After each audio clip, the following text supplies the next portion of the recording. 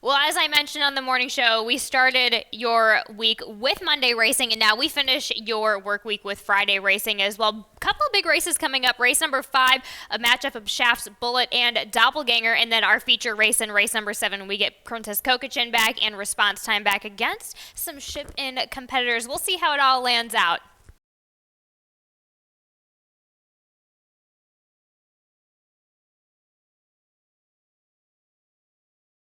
The early pick 5.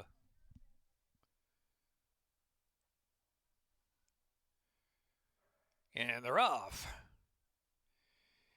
Young Turk was out first. Call Me Maestro's asked for early speed and gives it two. And Crimson Rocket is in the early mix as well. Here's On the Engine in fourth position, settling right off the lead at about 3 from the front. And there followed by Oro de Moro Moro. Ampersand is well back at this point. Ampersand trailing the field some 15 off that pace.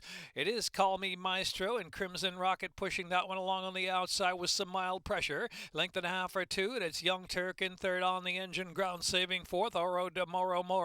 Another 5 or 6 back. Ampersand still the back of the pack. Heading into the turn, Call Me Maestro's in front from Crimson Rocket by ahead. Now they're almost on even terms at Young Turk in third position. Oro de Moro Moro and On the Engine and Ampersand's asked for a run for the back of the pack, but still plenty to do. Less than 3 furlongs to go, and it's Crimson Rocket. Young Turk on the outside, firing up with a 3 wide bid, and Call Me Maestro down to the rail trying to stay 3 across the track as they turn for home. Oro de Moro Moro On the Engine, saving ground wide open inside, therefore On the Engine and Ampersand still well back into the stretch. Young Turk pushing by to grab the lead. Oro de Moro Moro way out in the center of the track, trying to rev up into the second spot and coming with a run now. Here's Oro de Moro Moro. Oro de Moro Moro with all the momentum on the outside. Oro de Moro Moro and Jamie Rodriguez to take it. Young Turk was second, then On the Engine was third, and Crimson Rocket and Call Me Maestro.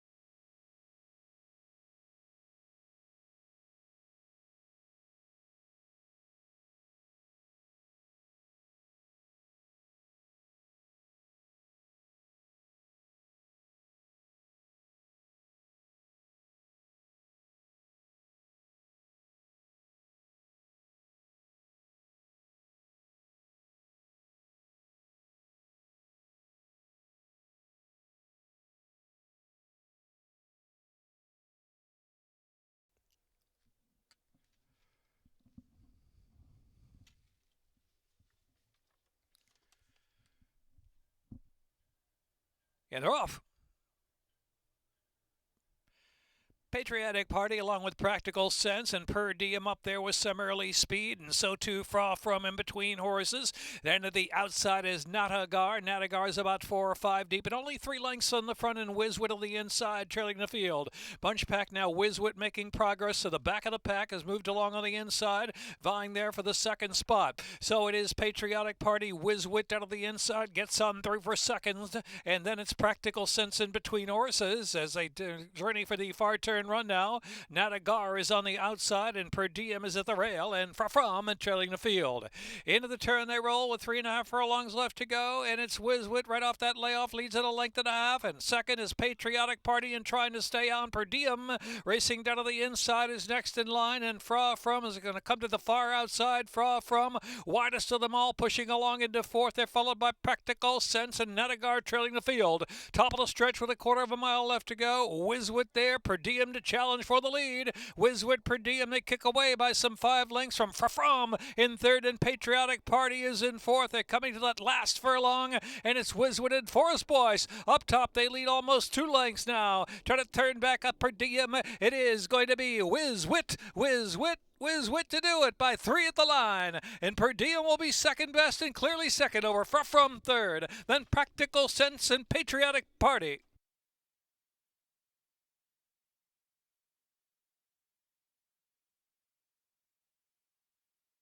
Minute 25.6.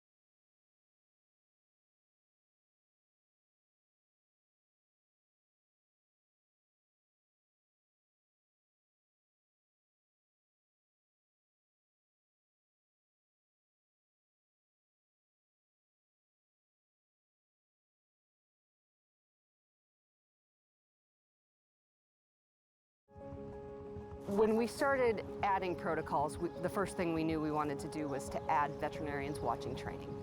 We really had to look at all of the opportunities that we had to impact horse safety. Controlling medication and training, which had never been done. Investing in cutting-edge diagnostic techniques. Decreasing the amount of medication that was in the horse on race day. Right now it's training, but we're checking horses that are racing on Saturday. Thank you. You're all right, sweetie. I feel like we are changing things for the better. Right now, it's basically just being present. We do examine various horses in the days leading up to it. Race day, it's every horse. We're watching the horses, how they warm up. Now they've got weight on their back. We're on different surface. We're still following the horses. All the horses look good during their warm-up, sound ready to run. I truly feel like we are moving the sport forward. The horses are better for it. We've really changed to focus on putting horses at the center and being the most important part of the equation.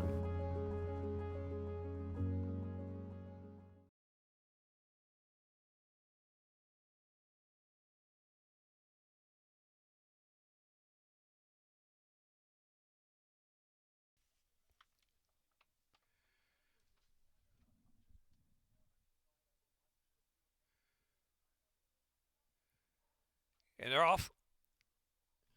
Little Spinner and Storm and Amanda out first from the gate. Here's Tinseltown Tina pushing along into third position. Maria from Miami and Peaches Sweet Notion racing on the outside. Drops to fifth position and 5 off the pace. 5,2. And Hearts Sand Diamonds trailing the field. Heading into the far turn, 8 lengths will cover them front to back. Storm and Amanda. Storm and Amanda 3/4 of a length. Maria from Miami keeping the heat on now to the 2 path in second. Tinseltown Tina's right there, 3 wide in third. Little Spinner is 4 off them racing fourth. fourth position. Peach's Sweet Notion, 5,2 ridden along back of the pack. And Hearts and Diamonds is seventh and last.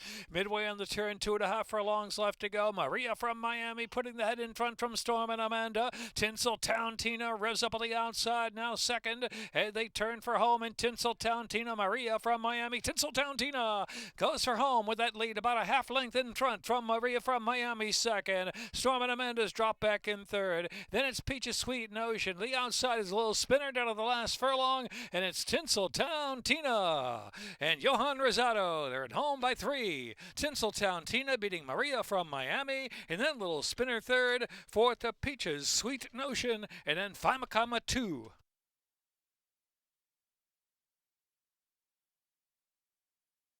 Minute 13.07.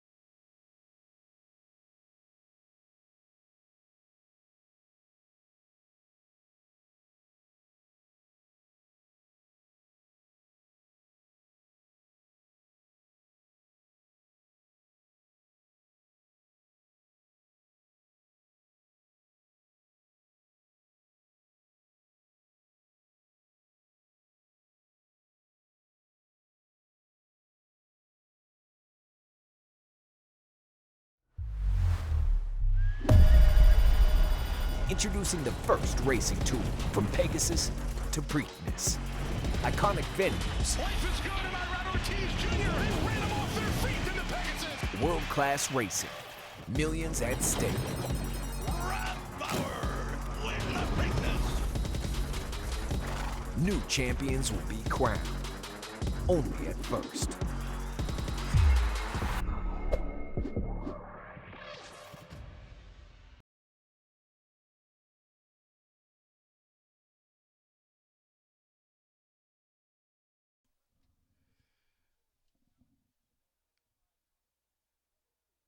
One turn mile, second finish. And they're off. Little Miss Scarlet was the first to respond. Also, Isabella is right there. And Dulce Cara on the inside. So Dulce Cara and Isabella on the outside from second. Little Miss Scarlet taken back in third position as they journey down the back stretch, and back to Lady Macho and Unadulterated. They're side by side out in the 3 and 4 path, and they're just 2.5 to 3 off the lead. And Witty Banter trailing the field as they head on now with 5 and 1/2 furlongs to go. It is Dulce Cara at a moderate pace, leads at a half length from Little Miss Scarlet second. Isabella out in the clear, racing in third position. Lady Macho down to the inside, Unadulterated, is in fifth into the far turn run with less than a half mile to go, and Witty Banter trailing the field. Round that turn, Dulce Cara, Little Miss Scarlet there on the outside. Little Miss Scarlet up to even terms with Dulce Cara. Isabella battles on in the second flight, and Lady Macho racing down to the inside. Unadulterated is next, and Witty Banter trailing the field. They race to the top of the stretch for the long run home. Little Miss Scarlet tries to kick away from Dulce Cara, second spot. Lady Macho is in third, then Unadulterated on the outside. Isabella has dropped to the back of the pack, has dropped to last position now. Up on the inside, Witty Banter tries to quicken up for that final furlong and a half. Little Miss Scarlet holding sway under Luis Rivera Jr. opens up, pops away, 2.5 now, 3 lengths. Little Miss Scarlet, Dulce Cara, Witty Banter's on the scene from in between horses to run on the exacta there. Lady Macho, Unadulterated with a chance to run the second on the far outside too. It's Little Miss Scarlet clear at the end. Little Miss Scarlet, Witty Banter second, Unadulterated third.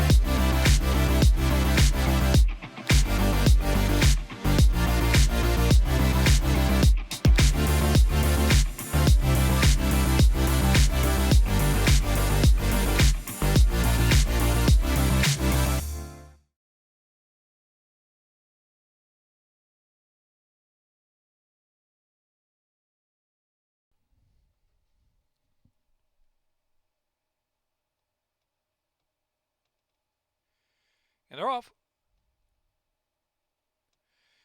Holy Synchronicity and Chef's Bullet out together, working on a dream as that early speed 2, and Nautilus up on the inside. Here's Doppelganger, who's moving down the chute in 5th position near the inside now, and back to 110, second last, and trailing the field is Jalen Journey. Working on a dream, Holy Synchronicity there on the outside, matching strides up top, length and a half. Doppelganger picks a spot right off the pace there in 3rd position and out of the clear. Nautilus inside 4th, Chef's Bullet racing 5th position. Back to 110, who's got 5 to make up down the back stretch, and trailing the field is Jalen Journey. Heading for the far turn run, working on a dream, Holy Synchronicity, just a neck behind on the outside. 2 lengths back, and Doppelganger and Nautilus, they're 3rd and 4th as they round the turn. Back to Chef's Bullet, who's in 5th position. Down to the inside is 110, and Jalen Journey still 7th at last. Not much change at all. Working on a dream just in front from Holy Synchronicity. Doppelganger is 3rd out there, 3 wide, and followed by Nautilus, and then back to Chef's Bullet. 110 and Jalen Journey at the top of the stretch, above a quarter of a mile left to go. Holy Synchronicity, Doppelganger there on the outside, moving stoutly 2nd, and now Doppelganger and Holy Synchronicity head to head for the lead. Chef's Bullet up the center of the track, trying to chime in with some late kick too. Doppelganger, Holy Synchronicity, Chef's Bullet driven to the outside 3rd. Doppelganger from Holy Synchronicity lead us a length, a furlong left to run. The outside Chef's Bullet is 3rd. Doppelganger 6 to 5, getting it done with a 16th to go. Doppelganger from Holy Synchronicity, Chef's Bullet. Doppelganger ridden out, rolling home. Holy Synchronicity giving all to the inside. Doppelganger from Holy Synchronicity. Then it was Chef's Bullet in 110.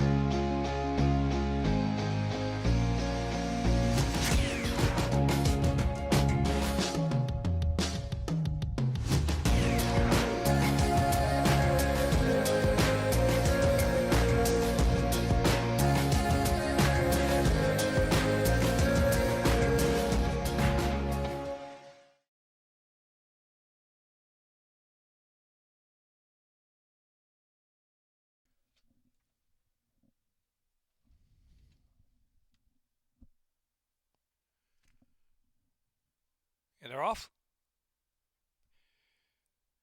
Yes, Sir Robert first to break away with Local Motive and Treasure Tradition there on the outside. Here's Prairie running along in 4th position, back to Dixie Drawl and Mr. Hustle. Mr. Hustle, the 2-1 favorite at the back of the pack, has 7 to make up early.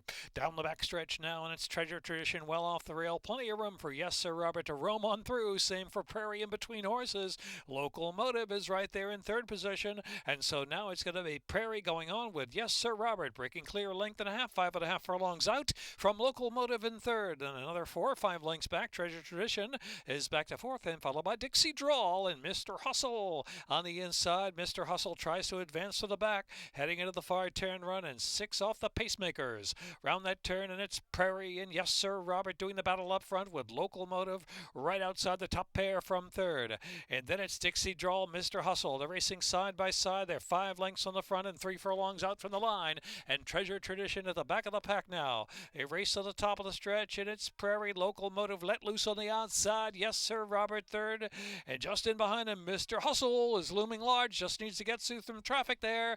Mr. Hustle in between horses now finds room one off the inside. In the meantime, Dixie Drawl had clear sailing on the outside. Dixie Drawl, Mr. Hustle down to the inside, moving right on through now. And Locomotive is in third with a furlong left to go. It is Dixie Drawl in front. Mr. Hustle on the inside, head to head with Dixie Drawl on the outside. Mr. Hustle just out kicking Dixie Drawl. Mr. Hustle won it by a neck from Dixie Drawl. Locomotive third.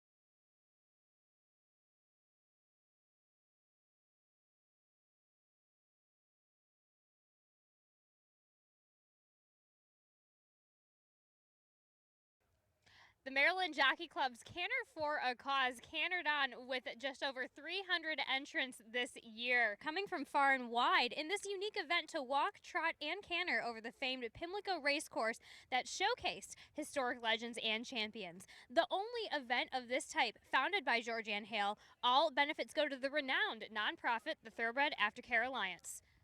Well, this is a great event. I think it really showcases the thoroughbred can come out here and ride and come back to the racetrack and not have any issues. It's a great event for awareness and fundraising, and I think it's a great community event, especially with these people bringing OTTBs, because when they bring them here and they get to showcase them in front of everyone else, I think it's really fun. And because it's close to Halloween this year, we've seen a lot of great costumes, so that's good too.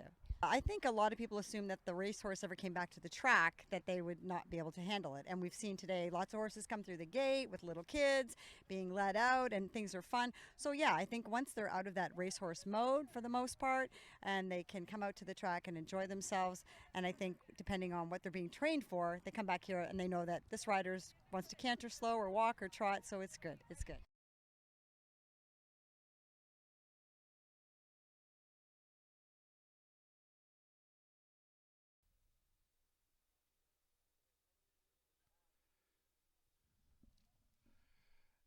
Lined up. And they're off. Princess Kokachin, very quick out of the gate. From Whiskey and Rye in response time. Chitara in between horses and Pray for the USA, and she's a little edgy. In the back of the pack, she's a little edgy. Last and 4 to 5 off a speed of Princess Kokachin. Princess Kokachin, Whiskey and Rye, Pray for the USA up on the inside, try to prompt through. And next is response time back 4th position, length and a half more. And next is She's a Little Edgy, and Chitara trailing the field now into the far turn run, where Whiskey and Rye is keeping the heat and puts ahead in front from Princess Kokachin. Response time's a length and a half off that top pair now, and Chitara's moving 4th, and about 6 to make up at the top of the stretch, a quarter of a mile left to go. Whiskey and Rye, Princess Kokachin, response time is asked to kick, then Chitara is 4th into the stretch now, 3 across the track. Whiskey and Rye, Princess Kokachin has more on the inside. Princess Kokachin and response time coming to settle it, and Princess Kokachin, response time on the outside, driving hard. Response time gets a neck in front from Princess Kokachin as they're close to home. It is response time as Jerron Barbosa ultra sharp to win by 3 from Princess Kokachin. Chitara rallies up for 3rd, and Whiskey and Rye and Pray for the USA.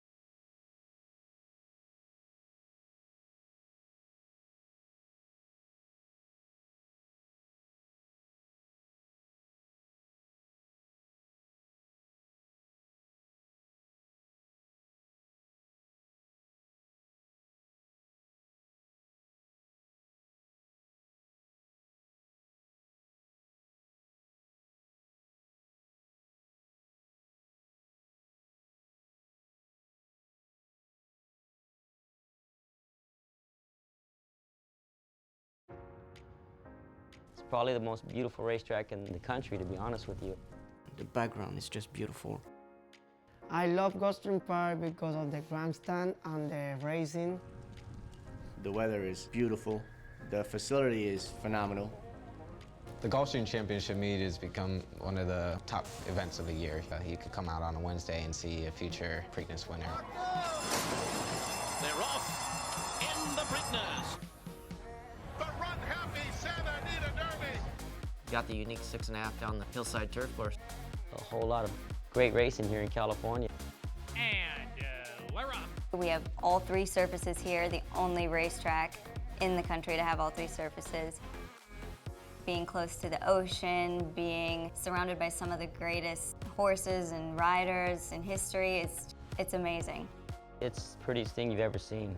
There's no one else has a background like we do.